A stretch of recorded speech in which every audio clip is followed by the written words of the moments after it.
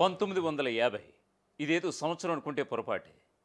ఖచ్చితంగా ఇందిరమ్మ ఇళ్ల విషయంలో పారదర్శకతను తీసుకొచ్చేందుకు, ఇందిరమ్మ ఇళ్ల విషయంలో అక్రమార్కులకు చెక్ పెట్టేందుకు చేర్చినటువంటి ఒక సంఖ్య 1950. 1950 మంది అక్రమార్కులను గుర్తించి వాళ్ళందరి యొక్క అక్రమ నిర్మాణాలకి చెక్ పెట్టినటువంటి సందర్భం అయితే కనిపిస్తోంది.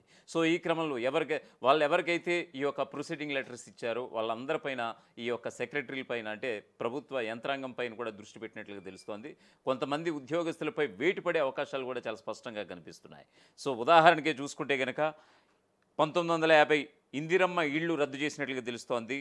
సెక్రటరీలపై వేటు పడినట్లుగా కూడా తెలుస్తోంది. వాస్తవానికి ఎవరైతే ఇల్లు స్థలం ఉండి ఇల్లు కట్టుకోలేనటువంటి వారు ఉన్నారో వీళ్ళని L1గా పరిగణించి వాళ్ళకి 5 లక్షల రూపాయలు 4 విడతలుగా ఇవ్వడం జరుగుతూ వస్తుంది.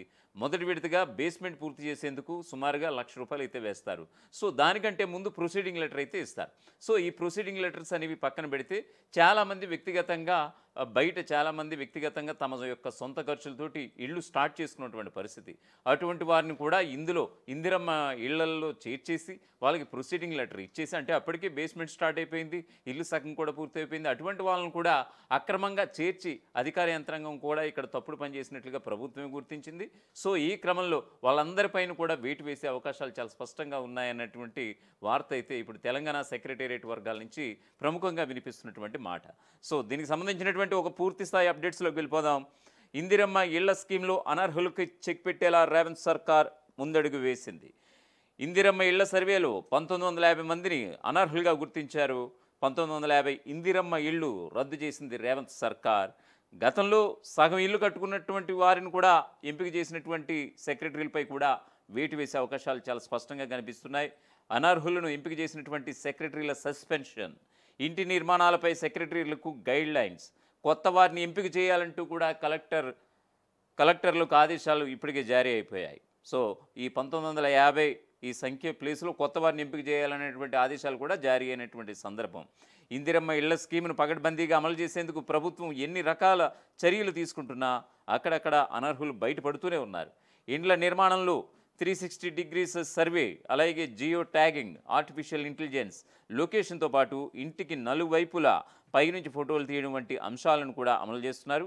ఇన్ని చేస్తున్నా కూడా కొందరు గ్రామ పంచాయతీ సెక్రటరీల నిర్వాహకం వల్ల అనర్హులకు ఇళ్లు దక్కినట్లుగా అధికారుల సర్వేలో నిర్ధారణ అయింది.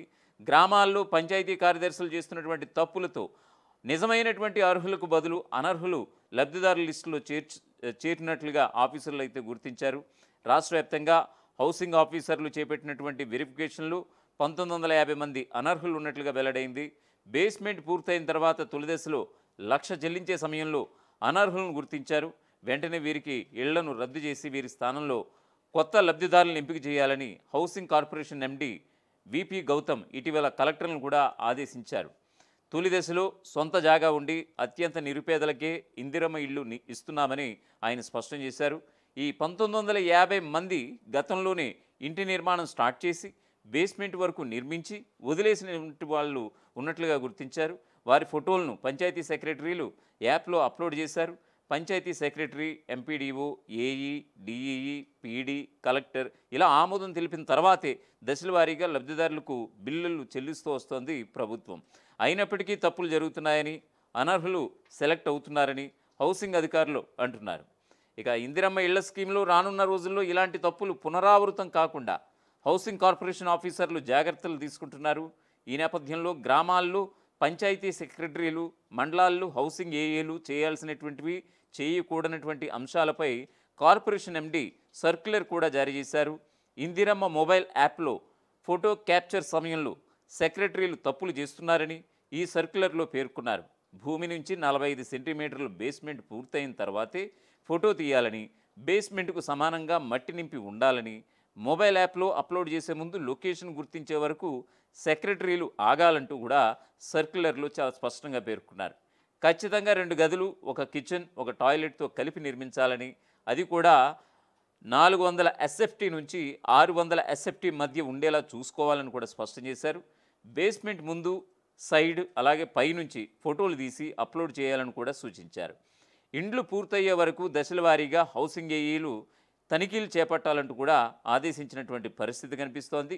ఇంటి నిర్మాణంలో ప్రభుత్వ గైడ్లైన్స్ అలాగే రూల్స్ను లబ్ధిదారులకు వివరించాలని ఆ సర్క్యులర్లో స్పష్టంగా పేర్కొన్నారు. ఇక రాష్ట్ర ప్రభుత్వం ప్రతిష్టాత్మకంగా తీసుకుని అమలు చేస్తున్నటువంటి ఇందిరమ్మ ఇళ్లల్లో అనర్హులను ఎంపిక చేస్తున్నటువంటి సెక్రటరీలపై కలెక్టర్లు కఠిన చర్యలు తీసుకోబోతున్నారు. వివిధ జిల్లాల్లో సెక్రటరీల తప్పు ఉందని తేలిన చోట్ల వారిని విధుల నుంచి సస్పెండ్ చేశారు. ఇటీవల నాగర్ కర్నూలు జిల్లాలో 4, సంగారెడ్డి జిల్లాలో 2 సెక్రటరీలను కలెక్టర్లు సస్పెండ్ చేశారు. రాష్ట్ర వ్యాప్తంగా 5,000 ఇందిరమ్మ ఇళ్లు ఓపెనింగ్కి సిద్ధంగా ఉన్నాయి. మరో 8,000 ఇళ్లు స్లాబ్లు పూర్తిగా చివరి దశకు చేరుకున్నాయి. శ్రావణ మాసంలోనే సీఎం మంత్రులతో గృహప్రవేశాలు చేసేందుకు ఆఫీసర్లు కూడా ఇటు ఏర్పాట్లు కూడా శరవేగంగా చేస్తున్నారు. రాష్ట్ర వ్యాప్తంగా ఇంతవరకు 1,73,000 ఇళ్ల నిర్మాణ పనులు ప్రారంభమయ్యాయి. 57,000 ఇళ్లు పనులు వివిధ స్థాయిల్లో ఉన్నాయి. సుమారుగా 386.12 కోట్లు లబ్ధిదారుల ఖాతాల్లో ఇప్పటికే జమ చేయడం జరిగింది. అసలైన తొలి వెలుగు. ఫాలో వాట్సాప్ @తొలి వెలుగు official.